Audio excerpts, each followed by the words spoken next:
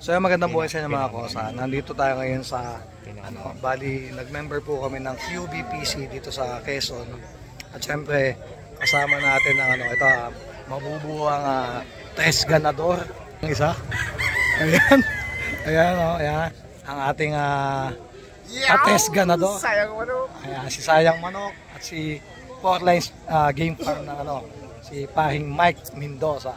Abangan nyo kami sa Gradas, tres ganador. Abangan nyo mga kakosa at ito nag-combine kami tatlo mga kakosa. So maglalaban kami gaya ni Boss Mike, alam niyo naman lumalaban si Boss Mike sa gitnaan. At syempre si Sayang Manok ng mga kakosa. Ayan, nandito. So hindi na natin papakita yung mga manok dahil na-report tayo, na-strike tayo. Kaya yan, so nag-member tayo dito mga kakosa. Sana malaki na yung member na to. Nasa 300 plus na sila mga kosa. So sumali tayo kasi napakagandang kumbaga may dividendo din dito, magandang samahan. So ilang members na paring Mike? Hindi ko na pwede pakita yung mga. Ang member po dito sa QBPC Quezon Breeders Producer Cooperative ay nasa packet na po sa 300. Packet ng 300 na sa to. Pinakamalaking grupo po sa buong Quezon. Legit po at registered sa gobyerno ang kooperatiba. Rehistro pa to, naka-rehistro to. Tapos po, backer tayo ng isa sa pinakamalalaking tao sa Pitmaster. Ayun. So nabibigyan din po pagkakataon na lumabas sa gitna yung gusto. So kaya dito, wag mong sabihin, pag naging member ka, wag mong sabihin small time ka. Pwede mo na ang pagkakataon nasa sa'yo, mabibigyan ka. Ayun. Sige pa rin. Tapos po, sa bawat palaban po nito, hindi naman mga palaban ng grupo ay hindi naman mabibigat. Minsan 2 hits lang, talagang pangmasa. 2 hits, 3 hits, round derby dito. Pero sa bawat laban na sasalihan mo, may dividendo. May dividendo papasok sa'yo. Manalo, matalo man ang manok mo, may dividendo ka. So isipin mo, minimum 10k na lang yan sa bawat isang labanan, no? Okay. O isipin mo, pag nakasampung laban ka lang, so may 100,000 ka? May 100,000 ka, papunta sa diretso sa iyan. Ayun, napakaganda So mga kosa, syempre meron din tayo ditong mga nakakapanood taga Quezon o Candelaria mga kosa.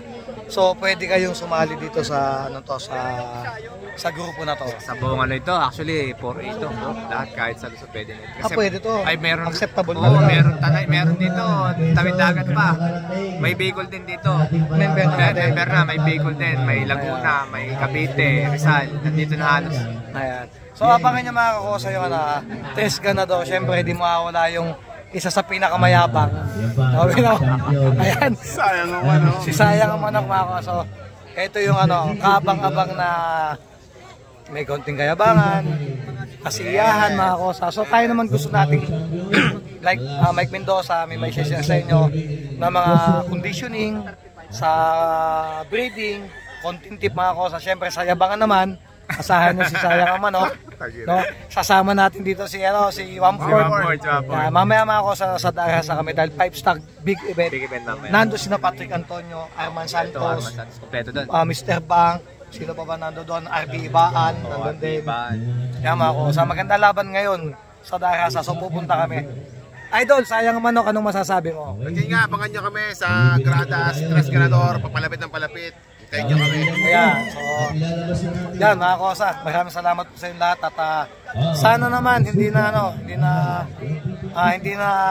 ma-report itong ating YouTube channel at 3 months ako mga kosa hindi nakapag-upload. So sana kaya hindi ko na pinakita mga kosa ng mga manok dito sa pinuntahan namin dahil kasi sa tingin ko medyo talagang manok at tinitignan pag medyo dumadami yung viewers mo. Kaya shoutout na lang dito. Tres ganador. Yan. Yeah, shoutout ka pala sa tres ganador. Follow nyo. Lalabas sa photo. Malapit na. Yan, ito po si Mike Mendoza. Sayang ang Manok. Ayan, at syempre ang inyong kaibigan ANA Kakosa Game Farm. Salamat po. Ayan.